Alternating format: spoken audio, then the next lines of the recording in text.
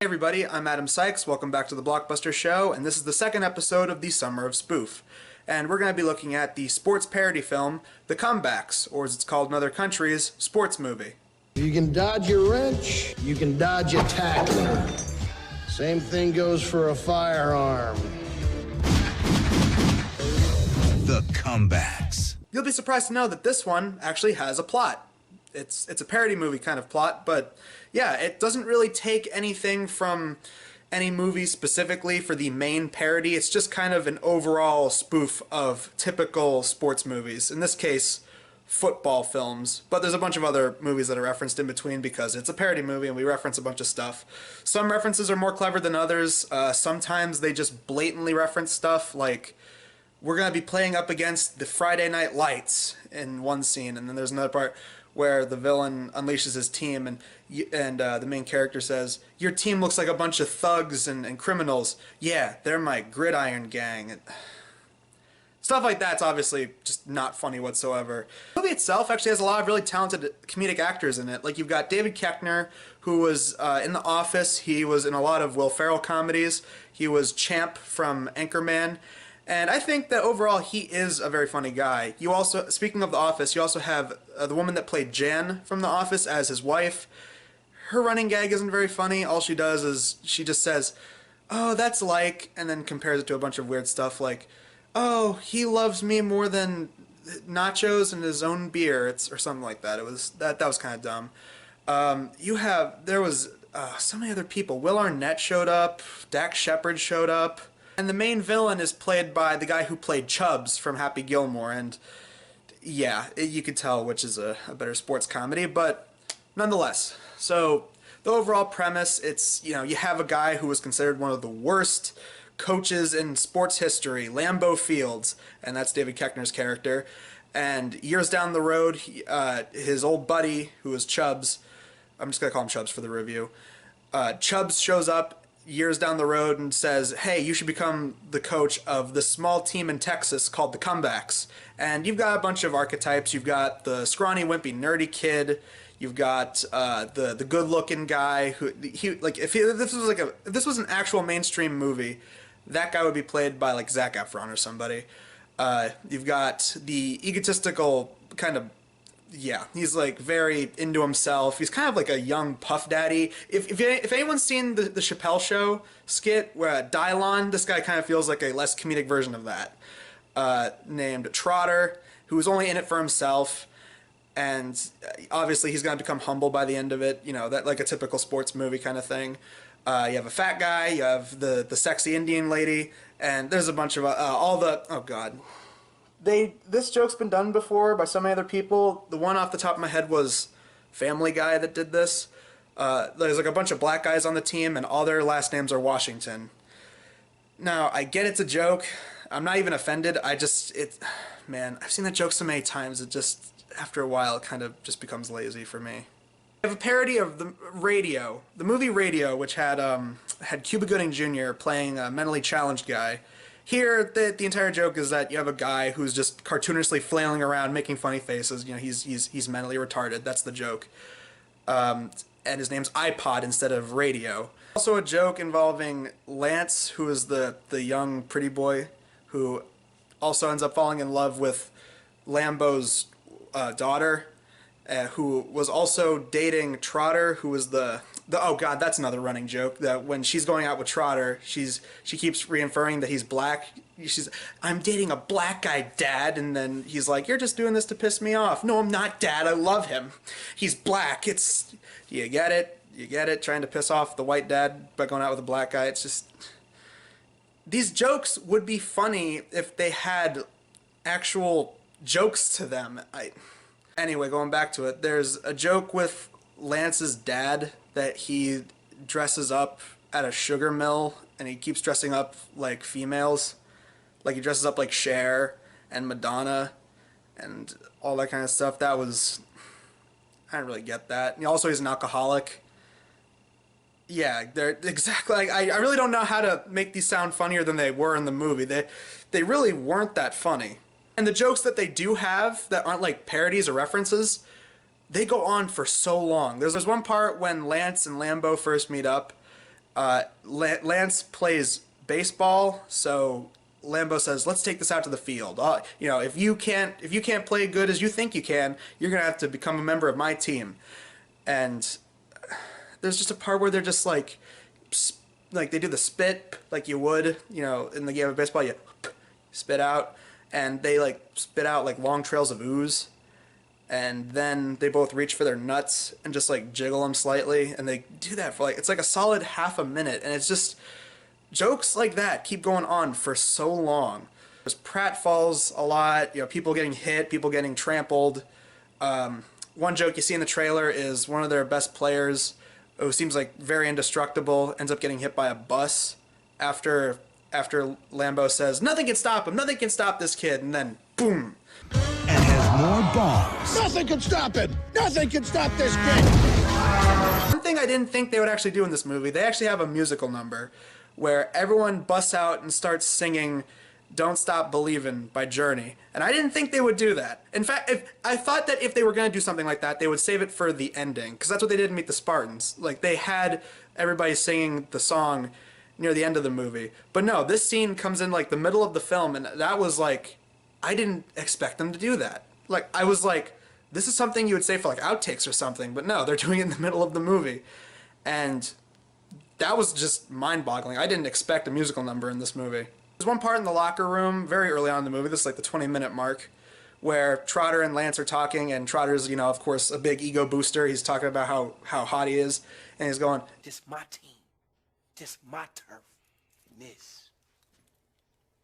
This my little pony collection. Rainbow Dash, first edition. Still in the box, bitch." Aw, Buck yeah, my man, Bro Huff, yeah. This movie came out before 2010, before bronies were a thing. And oh god, if only the people that made this movie knew what they were getting into, because they really opened up a whole subculture that I don't know if these people should be proud of that or if they shouldn't. I'd probably say shouldn't, but wow, that joke just came out of nowhere. It hit me like a brick house. It was like, whoa. They actually had a joke about a guy liking My Little Pony before bronies were a thing.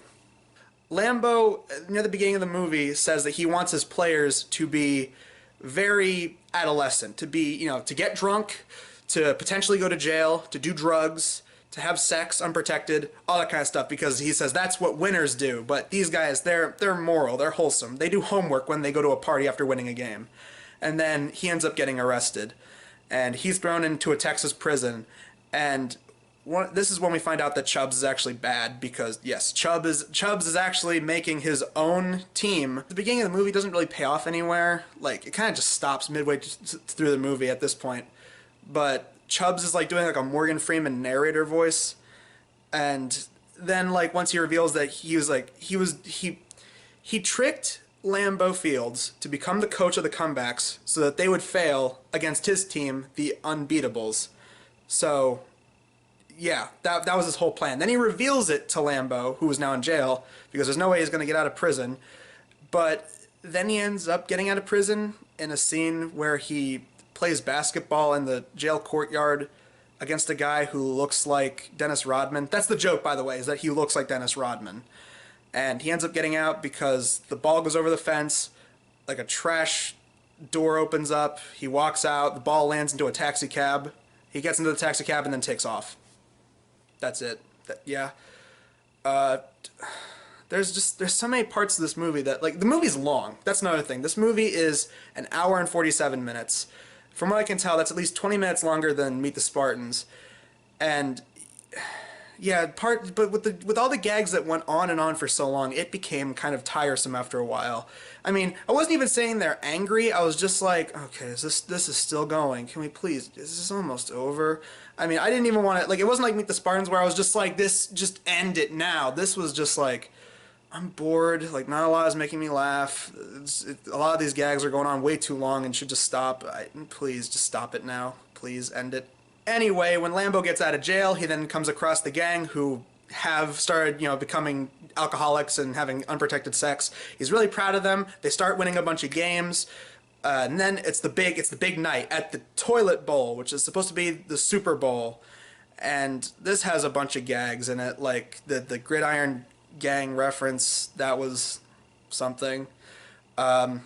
Everyone shows off their time to shine. There is one kind of funny joke when they're trying to parody the scenes in sports movies where the coach has the big heart-to-heart, the emotional speech, and Lambo's idea of a speech is he just starts seeing a bunch of objects all around the room, and he starts basing it off of that. He's like, I don't think I have to tell you all. The scope of the second half is to aim high. And I pledge to all of you that you will be showered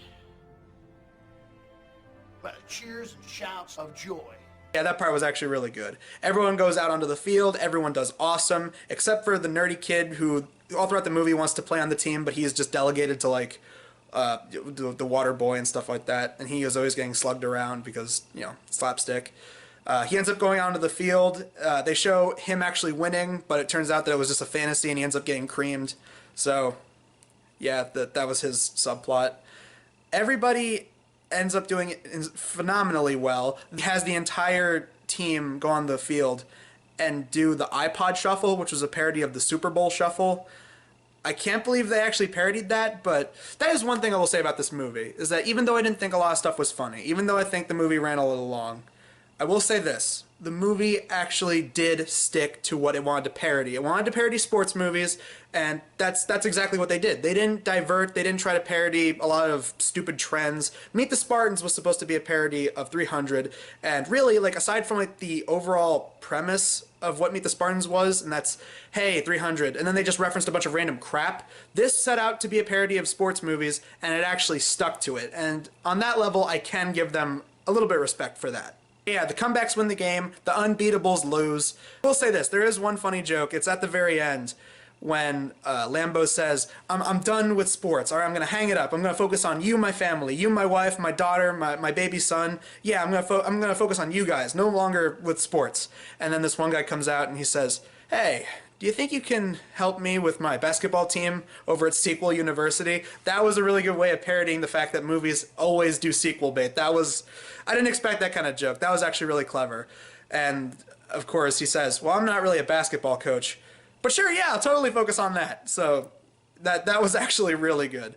And then the movie ends, like every parody movie does, with somebody getting hit with a large object or a vehicle, because then the press show up and they say, like, Coach Lambeau Fields, how does it feel to win? Well, I really don't know how to feel. Boom, gets hit by a bus, which they used earlier, and then you see that Chubbs was driving it as a way to get revenge for losing. He's laughing, he just takes off, and then Lambeau, you think he'd be dead, but no, he's actually still alive. Because most parody movies just end with someone getting hit and they're just done. But no, he gets up, he goes, I didn't think it would feel like this, and then it goes to black and the movie's over.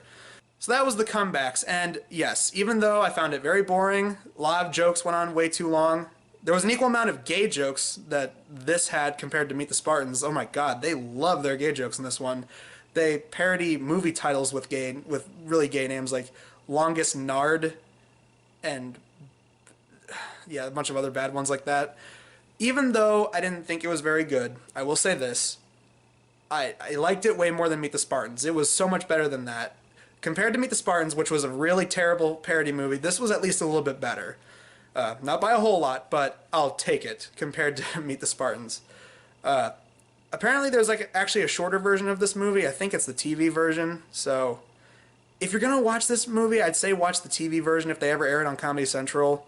But yeah, I wouldn't I wouldn't necessarily recommend this movie, but there are people out there that like it, so yeah, again, if you guys liked it, good for you. But me personally, I didn't like it, but again, compared to Meet the Spartans, I'd happily take this one, even though it's longer. So, yeah, that's the comebacks, and tune in next time for the third and final episode of the Summer of Spoof, where we look at Breaking Wind. Finally going to be tackling a Craig Moss movie. So, until then, see you guys later.